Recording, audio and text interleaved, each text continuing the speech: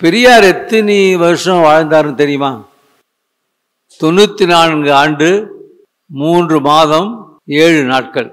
94 ஆண்டு 3 மாதம் 7 நாட்கள். பொதுவாக பெரியார்னா மக்கள் என்ன சொல்றாங்க? சாமி கொண்டு மாட்டாரு. கரெக்ட். அதான் கடவுள் பாரு. சரியா? சரி. பெண்களுக்காக என்ன செஞ்சிருக்காரு பெரியார்? படிக்கணும்னு சொல்லிருக்காரு. பெரியார் ஈரோட்டில் பிறந்தவர், உங்களுக்கு தெரியும். எவ்வளோ படிச்சிருக்காருன்னு கேட்கலாம் நீங்க. 4ஆம் கிளாஸ். ஆனால் எல்லாரும் 4ஆம் கிளாஸ் படித்தா எல்லாரும் பெரியார் ஆகிடலாம் நினச்சிடாதீங்க. அந்த 4ஆம் கிளாஸ் படித்த பெரியார் தான் எல்லாரும் படிக்கணும். இதுவரை யாருக்கு படிப்பு இல்லையோ அவங்களுக்கு முதலிடம் கொடுக்கணும். குறிப்பா பெண்கள் படிக்கணும். அடுப்பதும் பெண்களுக்கு என்ன பழமொழி? அடுப்பதும் பெண்களுக்கு படிப்பு. இதுதானே சொல்லிட்டு இருந்தாங்க. இப்ப எப்படி பெண்கள் இந்தியாவிலேயே இந்த திராவிட மாடல் அரசு, யாரு? ஸ்டாலின் தலைமையில் உள்ள திராவிட மாடல் அரசு இன்னைக்கு என்ன, பெண்களுக்கு அரசு கல்லூரியில் பள்ளிக்கூடத்தில் படித்த பெண்கள் கல்லூரியில் சேர்ந்தா மாசம் 1000 ரூபாய். முதுநிலை இந்தியாவிலேயே அதிகமாக முதுநிலை பட்டதாரிகள் உள்ள மாநிலம் தமிழ்நாடு. 51%.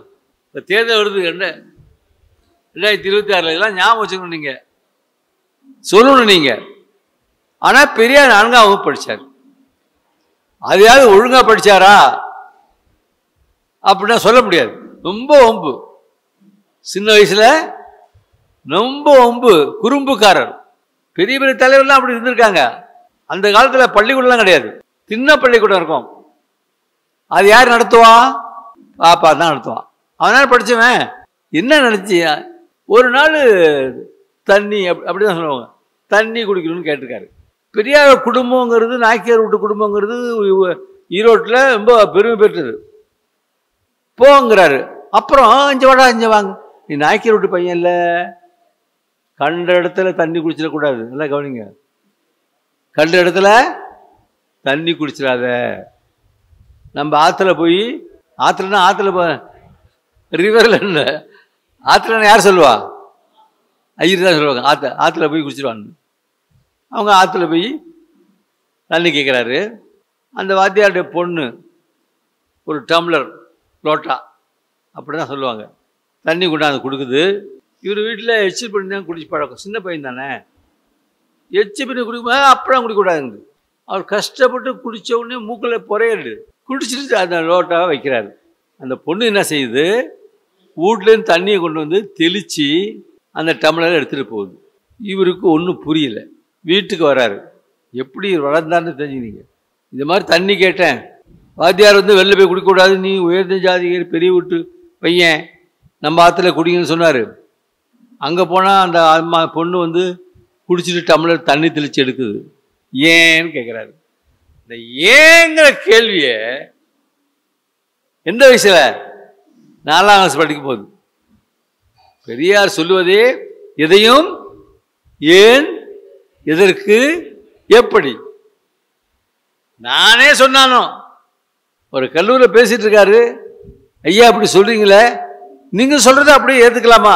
ஏத்துக்காத. நானே சொன்னதா இருந்தாலும் உன் அறிவுக்கு சரி என்று பட்டால் ஏற்றுக்கொள், இல்லாவிட்டால் தள்ளிடு. இவருக்கு இந்த டம்ளரில் தண்ணி தெளிச்சு எடுத்த உடனே காரணம் தெரியல. சின்ன பையன். அவங்க அம்மா கிட்ட வந்து கேட்குறாரு வீட்டில், ஏன் அப்படி செஞ்சு பொண்ணு? அவங்க உசந்த ஜாதி, நம்மெல்லாம் அவங்க கீழே சூத்திரர்கள். பிராமணர்கள்லாம் யாரு? பிரம்மாவுடைய நெற்றியில் பிறந்தவர்கள். என்னை மட்டும் கேள்வி கேட்காதீங்க. பிரம்மா ஆண் கடவுளா பெண் கடவுளான்னு கேட்டுறாதீங்க. நெத்தியில பிறக்க முடியுமா இல்லையான்னு கேட்காதீங்க. எழுதி வச்சிருக்கான்.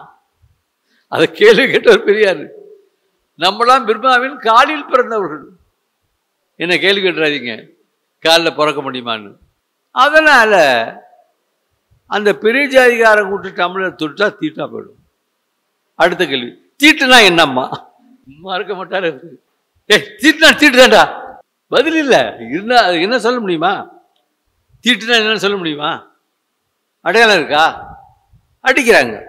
சரி, இதில் ஏதோ அப்பயே அவருக்கு விஷயம், இதில் ஏதோ ஒரு விஷயம் இருக்கு.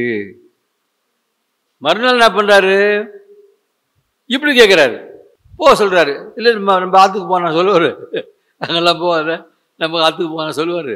சொல்லிவிட்டு என்ன பண்றாரு, பக்கத்து தெருவில் முஸ்லீம் தெருவுக்கு போய் அங்கே இருக்கிற வீட்டில் தண்ணி வாங்கி குடிக்கிறாரு. 4ஆம் கிளாஸ் என்னென்ன வேலை பண்ணுறாரு பாருங்க. அவங்க தம்பி நாய்க்கர் விட்டு பையன், எங்கள் ஊர் பரவாயில்ல கொடுங்கம்மா, தண்ணி தானே கொடுக்க போகிறீங்க, அங்கே வேணால் ஜலம் கொடுப்பாங்க, நீங்கள் தண்ணி கொடுக்க போகிறீங்க. ஜலம்னா என்ன அது பாப்பா தான் சொல்லுவான். தமிழே பேச மாட்டான், ஆனால் தமிழ்நாட்டில் இருப்பான், தமிழ்நாட்டு மக்கள்கிட்ட சுரண்டி பழைப்பான். ஆனால் தமிழில் மொத்தம் பேர் வைக்க மாட்டான், தமிழை பேச மாட்டான். வீடுனா ஆத்துமா, தண்ணினா ஜலமா, இப்படி தான் பேசுவான். உடனே தண்ணியை குடிச்சிட்டு போயிடுறாரு இந்த முஸ்லீம் வீட்டில். அதையும் கவனிக்கிறாரு. குடிச்சிட்டு டம்ளர் வைக்கிறாங்க, அந்த பொண்ணு எடுத்துகிட்டு போயிடுது. அது தண்ணி தெளிக்க ஒன்றும் செய்யலை. அவருடைய சிந்தனை குதிரை புறப்பட்டு விட்டது. 4ஆம் வகுப்புலேயே அவருடைய சிந்திக்கும் திறன் ஆரம்பிச்சிருச்சு.